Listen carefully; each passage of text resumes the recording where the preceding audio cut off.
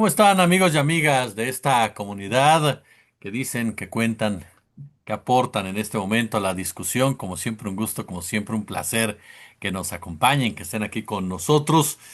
¿Qué pasa en Cruz Azul?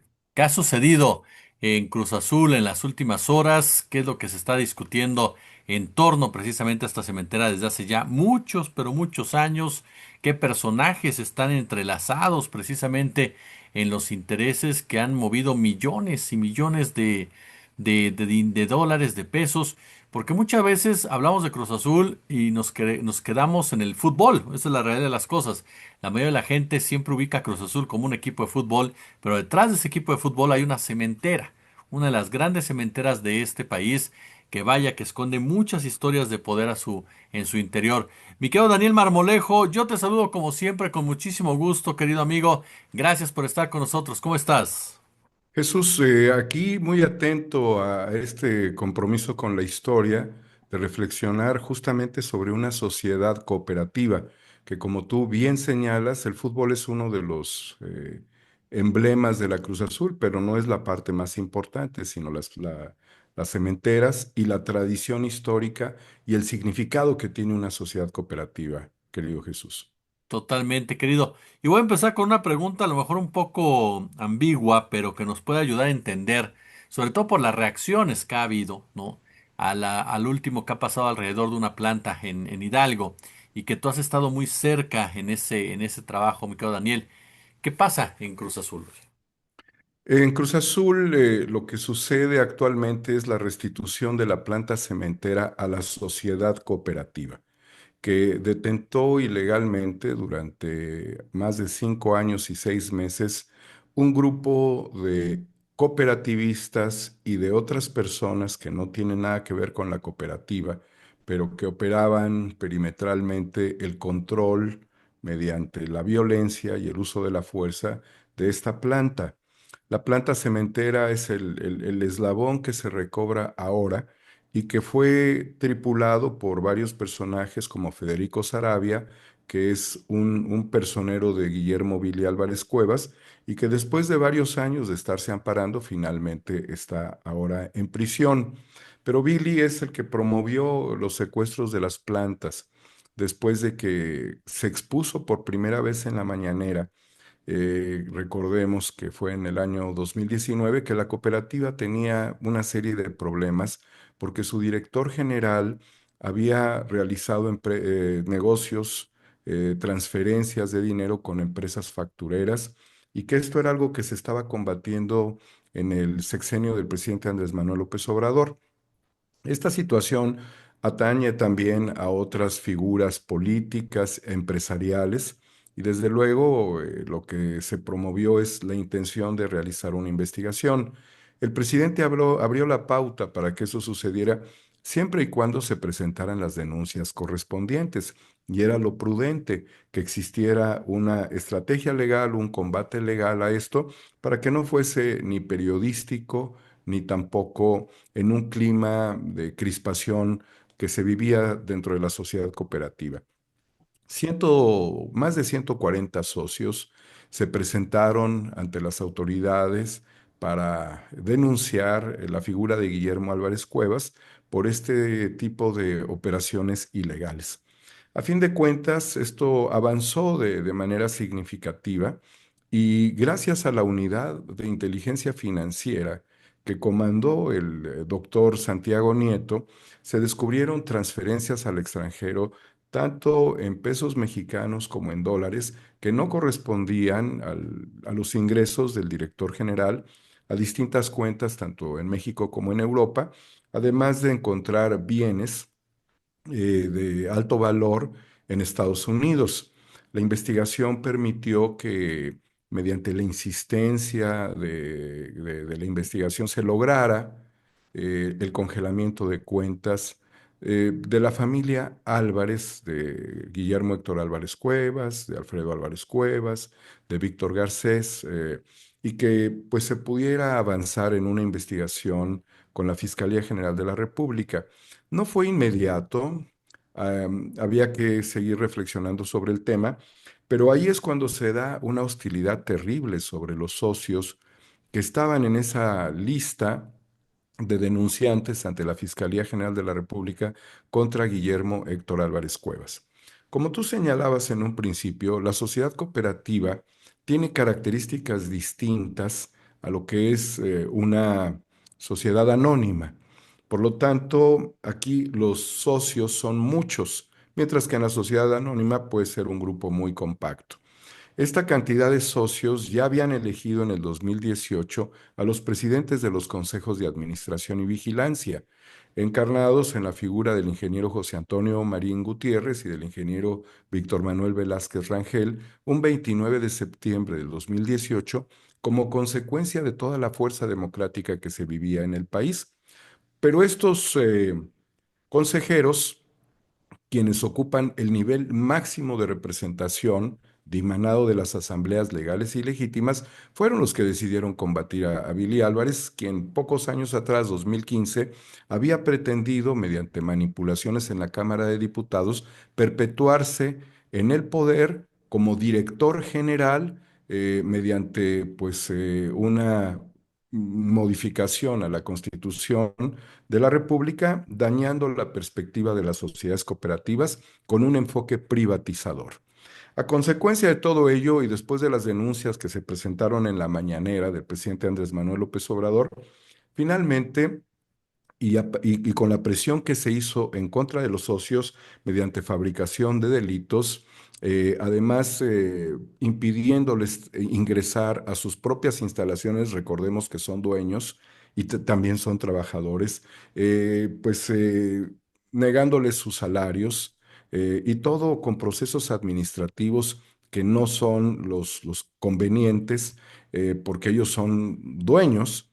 Finalmente, en el medio de un clima de opresión, tuvimos a bien reflexionar nuevamente con el presidente y se abrieron nuevos cauces.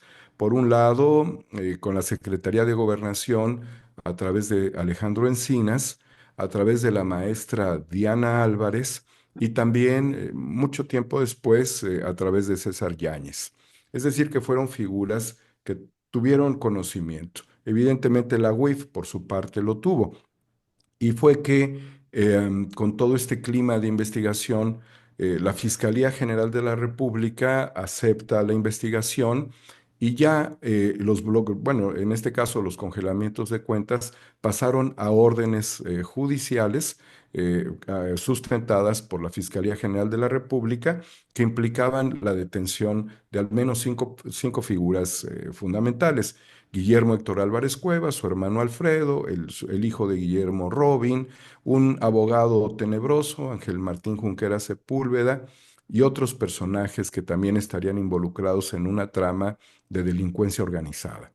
Las investigaciones y ante la posibilidad de que estas personas salieran del territorio nacional, se giraron también fichas rojas de Interpol. Esto ya había cambiado de temperatura y había una gran algarabía por parte de los cooperativistas quienes lograron ingresar a su planta un 6 de agosto del 2020. Ya antes, meses atrás, ellos ya habían tomado el control, pero Billy Álvarez chayoteaba, compraba, como siempre lo hizo, pero en este caso jueces, que después de ser una cosa juzgada, llegaba otro juez y lo quitaba, lo cual pues es absolutamente ilegal. Además de haber llevado a prisión a Víctor Manuel Velázquez, el presidente del Consejo de Vigilancia en ese momento, mediante fabricación de delitos. El clima era verdaderamente hostil.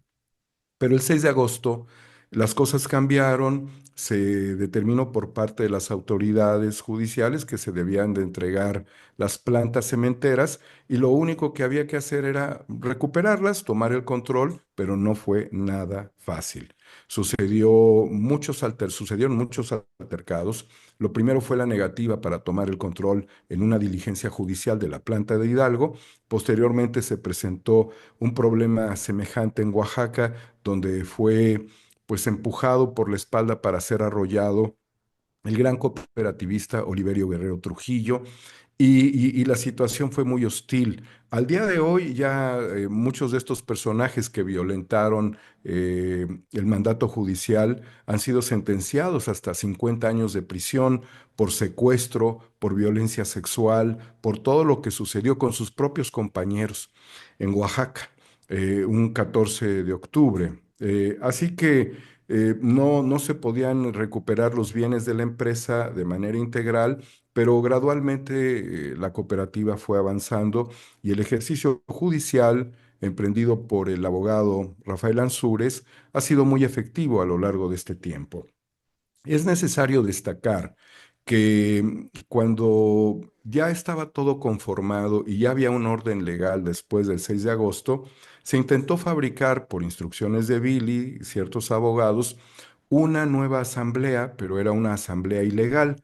La trataron de disfrazar de legal. Muchas personas creyeron que ahí estaba la legalidad, estaban confundidas estas personas y optaron por ese camino de una asamblea donde hubo relleno con gente que no era ni siquiera parte de la cooperativa, pero fue una operación pagada donde muchos cayeron en esa trampa y Federico Saravia fue el que impulsó y promovió, de tal suerte que se tratan de sustituir de manera ilegal a los presidentes de los consejos a través de otras personas que no correspondían a esos cargos en una asamblea ilegal que además fue combatida previamente por autoridades de la Ciudad de México, quienes negaban que esto se efectuara en tiempos de pandemia y quienes determinaron inmediatamente, el mismo día de dicha asamblea, que era una asamblea ilegal.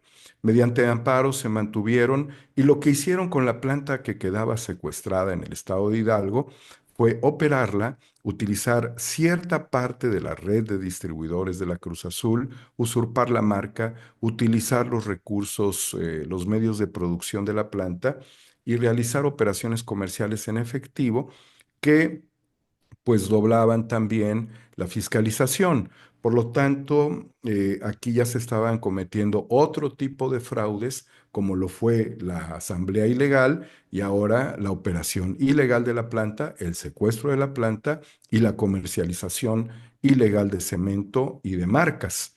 Todo esto también fue combatido y ellos pues fueron retirados de oficinas en la Ciudad de México donde realizaban las labores comerciales. Y de esto también ya hay detenidos y hay gente que ha sido procesada también por estos fraudes. Bueno, pues la cadena ha sido muy amplia de depredación y fue necesario también que las autoridades, en su momento la secretaria de Seguridad Pública, hoy secretaria de Gobernación, conociera directamente cómo se tramaba todo esto y el poder criminal y el poder de fuego que había establecido este grupo ilegal en la región. Porque para proteger la planta pues estaban vinculados con organizaciones de dudosa procedencia y con el uso de armas. Esto significó la violentación tanto del Estado de Derecho como del clima de seguridad en el estado de Hidalgo, particularmente en Tula y en Ciudad Cooperativa Cruz Azul, donde mucha gente tuvo que huir. La operación ilícita fue combatida por los socios legales y de la Asamblea Legal y Legítima bajo dos circunstancias. La primera es la exclusión de socios que realizan este tipo de operaciones ilegales, fraudulentas. Y la segunda fue, pues, retirar la energía eléctrica a través de la Comisión Federal de Electricidad, porque están utilizando energía que no autorizan los propietarios que son los cooperativistas legales y legítimos.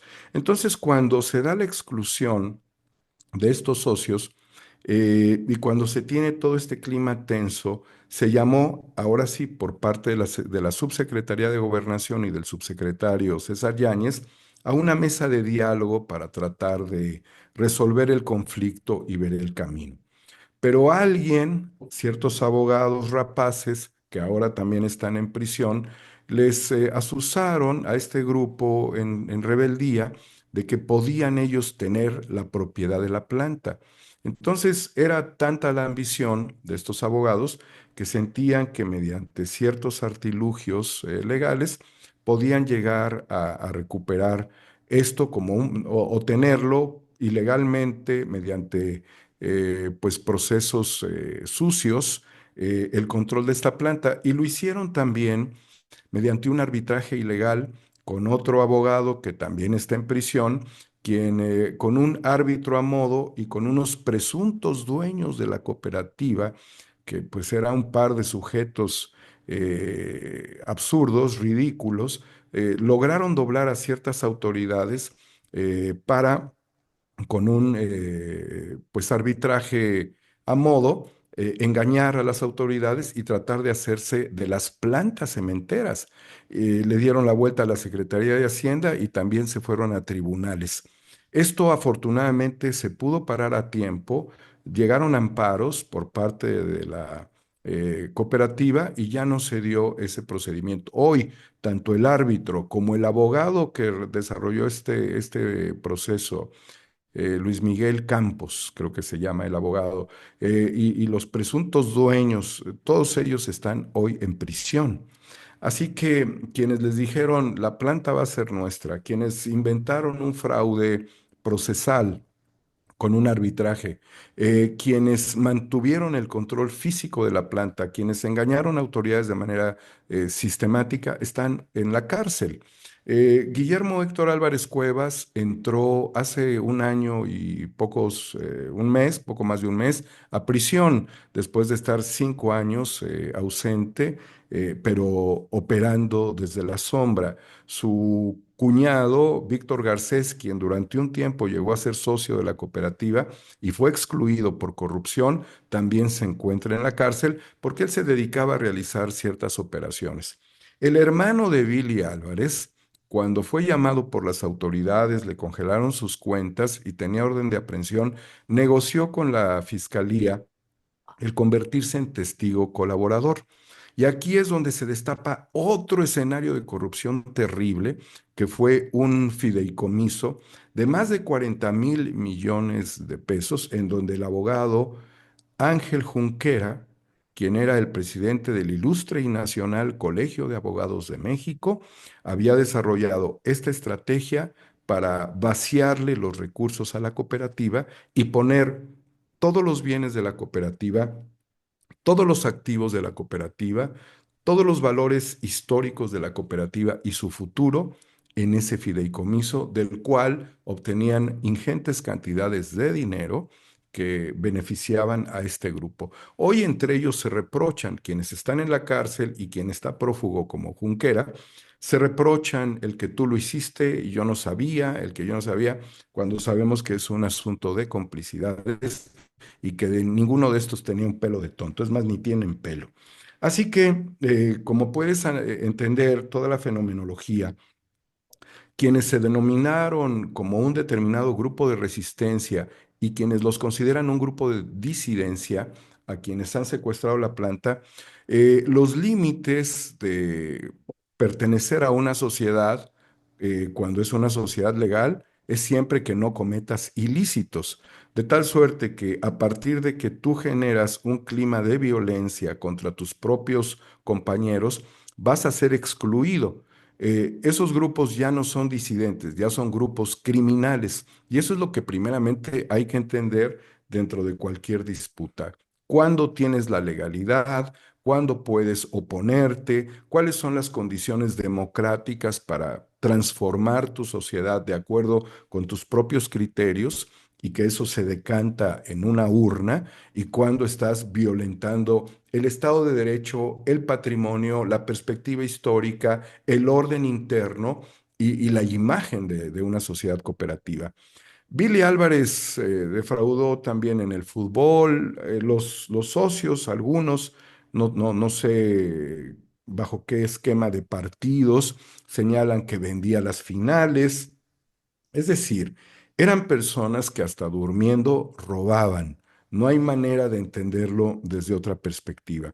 Finalmente, la restitución de la planta es una consecuencia de un proceso que se sigue desde el Estado de México, donde una jueza determina que hay que restituirle la planta a la sociedad cooperativa después de que la planta ha tenido miles de millones de pesos de pérdidas, miles de millones en estos más de 5 años y 6 meses en los que no ha podido operar.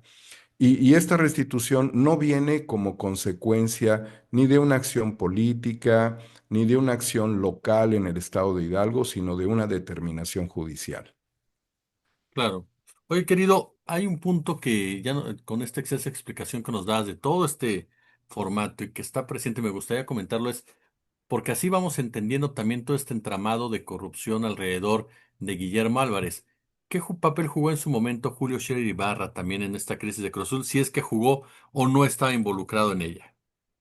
He leído el capítulo donde Julio Scherer refiere a sus vínculos con Billy Álvarez. Hay quien en ciertas investigaciones que yo realicé señalan pues que se conocían, ¿no? Así es que pudo ser referenciado en ese momento. Durante mucho tiempo, históricamente, los justiciables buscan el amparo de ciertas autoridades vinculadas con áreas de inteligencia, de seguridad o en este caso vinculadas al ámbito jurídico. Si se conocían, pues Julio Scherer señala que lo vio. Ahora, ¿cuáles serían las intenciones de Julio Scherer? La duda es, ¿serían las mismas intenciones que quería él con la cooperativa que tenía bajo su control Juan Collado, Caja Libertad? ¿Serían las mismas intenciones que tenían con otras empresas? ¿Serían las mismas intenciones que tuvo y que señala un abogado para suplantar mediante una empresa? Pues control físico, operativo y económico de vialidades federales. Yo creo que ese es un gran dilema que tenemos, pero pues hay figuras que pudieran haberlo vinculado desde el punto de vista legal.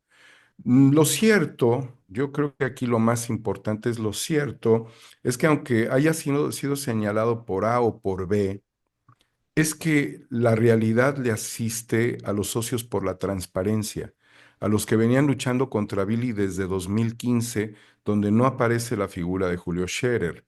¿Por qué? Porque este grupo se opuso a un intento de establecer una privatización de la cooperativa mediante una alianza estratégica, como lo denominó Billy, en una asamblea. Entonces ya la decisión estaba dada. Ahora, ¿cuáles fueron los abogados que han participado? Pues yo creo que han sido muchos los abogados. Billy tenía al abogado Cohen, del cual hemos dado referencia aquí. Es una estela judicial muy amplia. Ahora bien, Billy era pues una persona que favorecía mucho a los abogados. Llegó a manejar miles de millones en los últimos meses, que no era dinero suyo, sino de la cooperativa, para su defensa personal. Así es que, ¿en qué momento figura? Yo creo que lo más evidente que tenemos ahora como un testimonio es que él tuvo una reunión con Billy. Dice que nunca lo volvió a ver. No sé si Billy lo volvió a buscar. Eso pues queda ahí en la duda, ¿no? Eh, no creo, yo no creo, el presidente de la República fue muy concreto referenciándose conmigo en una mañanera donde dijo que nadie ocupe mi nombre en este y en ningún otro caso. Eso hubiera desarticulado el que Julio Scherer activara alguna estrategia a favor de alguien, porque era la palabra del presidente. Si él lo hizo, le faltó al presidente de la República. Directamente le habría faltado al presidente. Pero ¿cómo saberlo? No lo puedo decir. Hubo otros abogados como Hernández Alcocer, que aparentemente murió porque ya no sabemos si entre Jeffrey Epstein o Hernández Alcocer anden de parranda, pero Hernández Alcocer, que recordemos ejecutó a su novia, era un personaje que se acercó también a esto, pero él era un extorsionador. Así es que tampoco fue un hombre que encauzara la solución legal de un proceso por la vía judicial. Claro, Él era un amedrentador, era un extorsionador y bajo esa circunstancia no puede ser considerado ni siquiera como un abogado serio de nadie, ¿no? claro. La prueba está que terminó desquiciándose y asesinando a su propia pareja. Pero pues es una larga estela de abogados. Yo lo que sí quisiera distinguir de manera muy particular es de que ha habido un proceso legal encauzado por la propia cooperativa y por su representante, su apoderado legal, que es el licenciado joven, muy joven, pero muy capaz, quien ha encauzado todo esto hasta el momento, el licenciado Rafael Ansúrez, y lo ha hecho conforme a derecho, ¿no? También es importante destacar esto. Cuando se buscó la mesa de diálogo, Ujú. César Yáñez, el subsecretario, fue una persona coadyuvante. Nada más que no encontró en el grupo de Billy y de Sarabia una respuesta de altura para tratar de solucionar un problema. Ellos estaban secuestrando. Entonces, ¿cómo puedes negociar en una mesa de gobernación donde una parte te demuestra su legalidad y la otra es una parte criminal? Y como decía el presidente, no se negocia con criminales. Entonces, la participación del gobierno fue muy importante, pero también se toparon con pared. Por eso, finalmente, los resultados judiciales se pueden ver después de mucho tiempo. Mi querido Daniel Marmolejo, yo como siempre te agradezco muchísimo estos minutos para la comunidad. Agradecerte yo a ti, Jesús, la oportunidad de hablar seriamente sobre un maxi proceso sin caer en las tendencias ni en las desvirtudes de muchos que han sido solamente voceros de la maldad.